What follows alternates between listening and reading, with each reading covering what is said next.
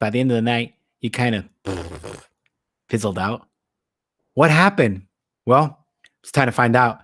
Hit it. What happened? I mean, we're doing so good, just like rocking and rolling, like doing push-ups. Not anything. And then at night, wow. Rats. Oh, yeah. Welcome to a fresh new episode of the Fitness Avengers, where we fight fat, frustration, and fitness fakes. I'm your host, master trainer and author Tony Arreola from TotalBodyProject.com, and I'm on a personal mission to simplify fitness for you. Coming at you every Monday night at 6 p.m. Pacific Standard Time on Facebook and YouTube live. Woo! All right. Rocking and rolling, shaking and baking. Let's make it happen. Hola, Nicole. Nicole, yeah, woo. We got to get, Nicole's got the shadow profile, so we might get her a different profile pic for next time.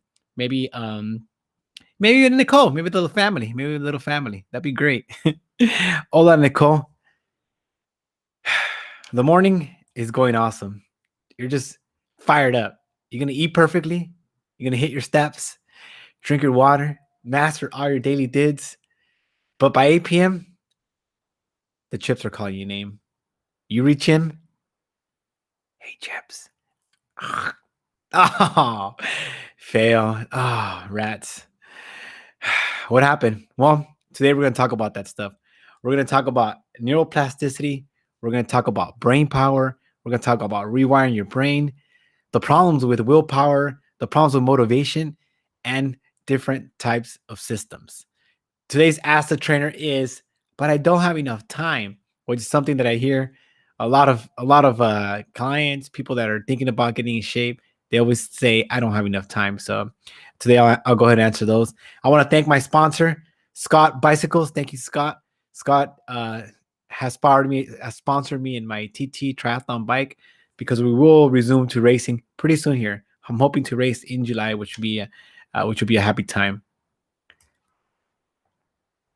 So you are not a failure. Let me repeat that. You are not a failure. Your brain is telling you something. The only reason that you fail or that you struggle is because you haven't found the right approach for yourself. So think about that as we're kind of going through this experiment. Think about, you have not found the exactly right solution for yourself yet. You're in the process of discovering it, and today we'll help you find that. But you are not a failure. Okay, that does not define you. So what is neuroplasticity? It's a fancy word. Which basically, in essence, really, you want to think of the brain as kind of plastic, that it's malleable. And if you read the book, You're Not Your Brain, and I believe it's the other one is Change Your Brain, Change Your Life. They actually show scans of the brain, different parts of the brain that light up, like the frontal lobe, the hippocampus, like left and right. All these different parts of the brain light up for different thoughts and different feelings. And what they're finding is that to certain parts that light up, thinking a certain way, you can actually change the structure of the brain. So your thoughts can change. Physical changes can happen in the brain as a result of different types of thinking. And the reason that's powerful is because that means literally you can learn and become anything you want in life, whether it be to be a marathoner, to be a triathlete, to open a business, to write a book, to have a better relationship, to be train your dog, to swim better, to work on your speech, to anything that you want to do, you can do because of this thing called neuroplasticity. So what I want to teach you today is how to harness that powerful force in order to start putting things in your life that you want, you deserve, and that you feel that you need. So we can rewire the brain, right? Because roughly, we get like over approximately 70,000 thoughts a day. Now, 90 to 95% of those thoughts are the exact same ones we had the day before, and the day before that, and the day before that. That's why change is so difficult, because we tend to believe that same story. So literally, we have about a 10% margin where we can employ change, and that's what we want to focus on. that little 10%, so that 10%, 1 or 2% every single day, eventually you're gonna have a completely different brain.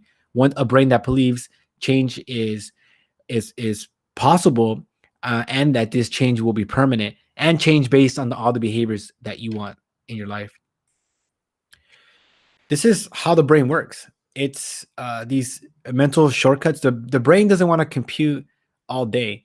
So what it does with these thought patterns and these behaviors and these habits that we have is it builds these tracks of kind of speed along these tracks. Choom, choom. So if you're like thinking about food as an escape, and the brain makes that connection, and then you go to food for an escape. If you think about like, I don't want to do this, then the brain automatically makes that connection with whatever it is that you don't want to do. That's just how the brain works. So you want to know, like, okay, the brain is really going to listen to what I tell it, and that's basically the hard part. It's the easy but the hard part, because when we tell our brain certain things, and but we have different thoughts, like we have different feelings, then there's this disconnect, and then that's where that we struggle. If we tell ourselves that we're a failure, or all or nothing, or it's perfection principle, or focus on the negative, or you beat yourself up, these are all these negative thoughts that are just feeding your brain. And when you really feel them in your core, you're really um, supercharging these kind of negative emotions. So how do we change the brain? And the fastest way to change the brain is by feeling good. You want to We change best by feeling good. You want to catch yourself doing things right. You want to find the bright spots, and like little embers, kind of blow on them and make these things into like a huge fire. You always want to focus on the positive, because that's what's going to lead you to more change. Conversely, we want to catch those negative thoughts and like smash them when we can, because these negative thoughts, they come fast and we tend to believe them. In fact, we're 80% more likely to believe something negative than we were something positive. So when we're filled with these negative thoughts of I'm not good enough, or I always struggle, or I suck at this, or I can't do that, these things are just compounded, right? And it's a story that we're telling ourselves. So it's really hard to do. Imagine somebody's trying to do work, and all you're telling them over their shoulder is like, hey, you're not good enough. Why are you bothering doing this? You're just gonna fail. You always fail. You always suck. This is for somebody else. You got all these thoughts, like a little coach on you, telling you that you can't do something. It's gonna be really hard to work. So what I want to challenge you is to first, you want to notice and name these negative thoughts. Catch them. They're going to tend to be recurring. You can write them down if you find them that they happen a lot, and then you can repurpose and relabel these things so that they don't keep you from being your true self, because we all have somebody on the inside, something that we're capable of, some bigger purpose that we're trying to live up to. And when these negative thoughts jump in, a lot of times they're telling us things that we don't want to hear. But it's not necessarily you, right? It's just your brain, the way the brain is wired. And what we're learning today, that we can actually rewire the brain to give you more conducive messages, is what you want to take away from today's show. So if you're watching live, hola Nicole. Nicole had a good laugh, and although she's almost, I thought she had changed her profile pic, but no. If you're watching live, say hello, jump in, hit those hearts, hit those loves. If you're watching the replay on Facebook, on Instagram and Instagram TV, on YouTube, hit those likes, hit those loves, hit those thumbs up. It helps us spread the good message of making fitness and health a realistic solution for everybody. So hit those loves. All right. Now, the reason that we can't really depend so much on willpower is because we have a set number of brain cycles for our day. All right. So what the latest studies are showing is that you wake up every morning and you have a set number of brain cycles. People call it self-control, set decision making. You get a set number of decisions per day. And as you start your day, those decisions, right? To text somebody back, to check this, reply to that email, maybe what the kids are eating for lunch, what are you getting for lunch, all that stuff really runs down these brain cycles. And when you're out of brain cycles, you're essentially out of self-control and out of willpower. That's why in the morning you feel like top of the world because you haven't made any decisions. You feel fresh. You feel like you can take over the world. But by nighttime, around this time, then things are like, oh, wow, this is a little bit tougher than I thought. Or I should really get some chips. It's been a long day, and so that's what you're gonna find that as the day goes, the more decisions you make, then the less brain cycles you have, the less mental capacity you have, and the more likely it is you're gonna fall victim to like temptation. That's why willpower is something that you really can't count on when you're designing your lifestyle for health and fitness or for anything in life. You can't really count on willpower because it's not like an infinite source. It's fixed. The other thing is something that I kind of had an aha, and this is that motivation is enough. And my first book, Get Me Skinny, one of my pillars was motivation, and I calling it your bigger burn, and for a long time I believed that motivation was enough. Now, as I'm finding out, it's been 7 years since I wrote that first book, is that motivation isn't enough. It might be enough for the short-term window, like getting you ready for a wedding, a beach vacation. Maybe some people are motivated now because they have to go back to work. So all these little motivation windows are good for short-term bursts, but they're not good for long-term. Long-term because the motivation will waver. It's going to go up and down, up and down. And when the motivation wavers, when it's at a low point, then we really, really struggle. So the key with this, and knowing that we have this motivation, we want to use that motivation to design a system, right? And actually, on the first book, my other pillar was discipline, which I've also changed that. I've changed how I think about that because discipline, it's like willpower and brain power. You're just not gonna have enough to succeed over the long haul. And what I realized that what I did well for myself and my most successful clients is that they've designed a system that really works for them. So whether it be making sure the kitchen is conducive to their health, not keeping snacks close by, always making sure they're hitting their steps, all these different systems, and they're all unique to each person, help the individual succeed. So my goal is to really help my clients really design and engineer a behavioral system that really works for their lifestyle. And when you can do that, when you can design a system that works, then no matter if you're motivated or not, because even if I'm like not motivated to eat right tonight, I can't eat anything bad because there's nothing bad in the house to eat. So by designing that system, it really helps me stay in line. It really shapes the path to success because it's harder to fail if you have a proven path to success. Sometimes we struggle because we give ourselves too much wiggle room. So by designing a system, then we can really, really succeed.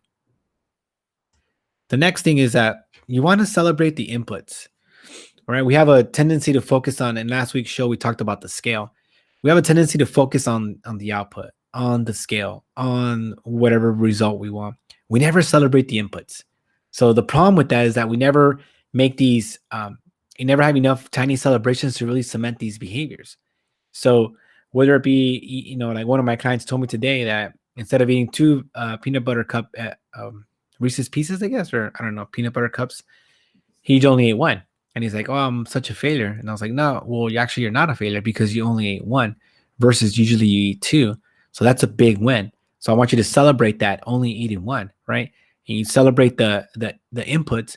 The reason that celebrating the inputs works so well is because your brain has this chemical called dopamine, and the dopamine rushes into these neural nets, and it's like super glue for the brain. So the more that you can couple the good behaviors, right, all the little input steps, water, sleep, vitamins, exercise, mindset, all those little inputs, that you celebrate those things, that eventually will give you the big celebration of the output, which is the weight loss, which is the marathon run, which is book written, which is whatever your desired output is going to be. But if you wait until only basing your success and happiness on the output, then you're going to struggle on the input. So think about that. Think about like a change that you want to make and celebrate the inputs. For myself, I'll give you an example. I want to be a better swimmer. Now I could wait to see how I do on my race and then decide if I'm going to feel good or feel bad about myself. or I can celebrate the effort that I'm putting in. They're putting in the drills consistently. They're doing the intervals. They're watching the videos to learn about technique. Celebrating all the different inputs of going to go swim when I, don't feel like going to go swim. All those inputs really make you feel like a winner, so that when you get to that output, that stage that you want to check your progress, then it's only a byproduct of all the inputs. So that's how you really cement this change for the long term. Now let's take a look at one of my clients. This is Monica, and Monica just did a tremendous job. Um, I think it's almost like a 20 something pound loss, something like that, maybe a little bit more. But with Monica, we celebrate the input. So she was having a kind of a tough time with logging the food. So I said, okay, how can we scale this change back and make it easier? So afterwards, I said, hey, instead of opening up the logging all the food, why don't we just open up the app and look at MyFitnessPal and then close it? And then once you open it up, then celebrate that input. And she was like, well, that's kind of dumb. If I open it, then I might as well just log the food. And obviously that's exactly what happened. But what we were looking for is how can we make the brain really function with what our behaviors are, the behaviors that we want to establish in our life. So for Monica, it really made sense. Now she's like crushing her steps. She's eating more, fruits and vegetables, eating more mindfully. And as we're working through all these different scenarios, our big challenge now is she works in an environment, and now she's back in the office where nobody wants to be healthy. Nobody wants to eat right. Everybody wants to eat treats, cookies, pastries, all the kind of like stuff, the junk food that she doesn't really want. So our homework and our challenge is to try to design an environment that's going to help her succeed. So that's what we're working on right now. And whenever we get like a little win, whether it be like moving the treats away from the desk or whatever the case may be, then we celebrate it. Like, yes, go Monica, go. Little pat on the back. And then that way she can celebrate the inputs that eventually lead her to the output. So congrats, Monica. I'm super proud of you. Way to show up and do the work. It's a battle worth having, but it's a battle it's a hard battle, but it's a battle worth having. So Nicole says, good job. Yeah, go Monica. Woohoo. She likes the idea. Go Nicole. All right. Now today's question is, but I don't have enough time.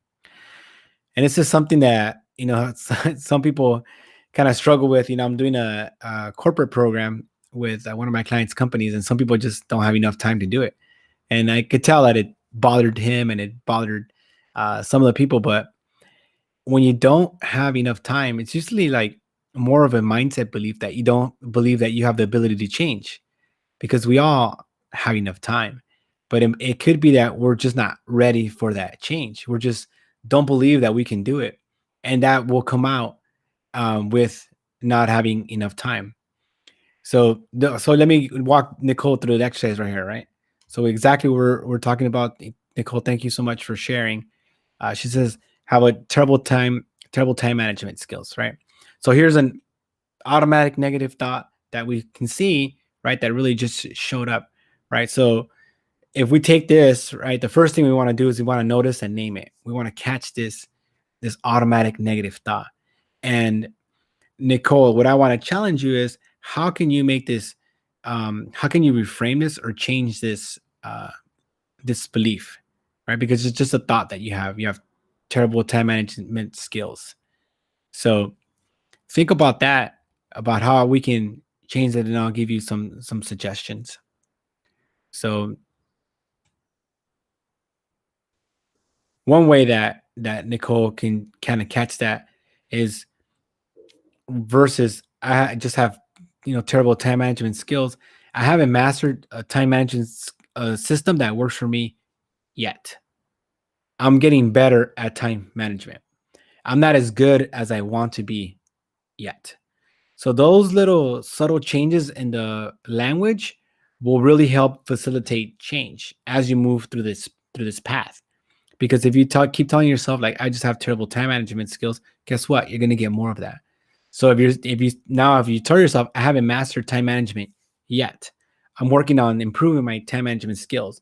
Now you have a different narrative, a different story that you're telling yourself, and it's more believable. It's something that you can use to kind of go forward and really catch and like smash that negative thought. So hopefully that helps, Nicole. If you had a chance yet, go ahead and hit the hashtag Get Me Skinny so you could join our Facebook group. We got over 180 people in there fighting fat and fitness fakes, mostly fat, a lot of frustration, and fakes they're all around us. They're all around us. Thank you so much for tuning in, Nicole. I appreciate your input. Hopefully that helps with catching that negative thought. And then maybe you can leave a comment or send me a private message and let me know what kind of how you reworded that automatic negative thought to something a little bit more conducive for you. Again, my name's Tony Arreola. I'm an NASM master trainer. I'm an author, but more importantly, I'm your friend that really wants to help you as much as I can. I want to share the knowledge with you, and I want to make sure that you know that I'm always on your side, supporting you as much as possible, because I believe in my heart that health and happiness are just, we should all have it. It shouldn't just be like a few people that have it. We should all have it. Oh, look, Diana's here. Woo! Oh, like that. And we took roll, Diana. And I'm gonna have to mark you down for tardy on that one, but it's all right. You can make it up, but there's gonna be extra credit at the end of the year. And then Nicole says that's a big ant to overcome. Yep, ant is automatic negative thought. It's a monster ant. It's like the size of the room. But remember, we can. And Courtney says hello too. All right, there's Court. Woo! Oh, she's writing me. See, look at her profile pic. She's writing me. And now that we have Court on there, then we should. Thank you for watching the Fitness Avenger live There's her show. Voice. If you like the show, make sure to like it and next share. Week, different time. Please join us next week on Tuesday, Facebook Live. Tuesday. This week's show Happy is Memorial brought to Day. you by our close friends at Total Happy Body Memorial Project. Day. Get out there. Visit totalbodyproject.com for more info. Woo! Goodbye, everybody.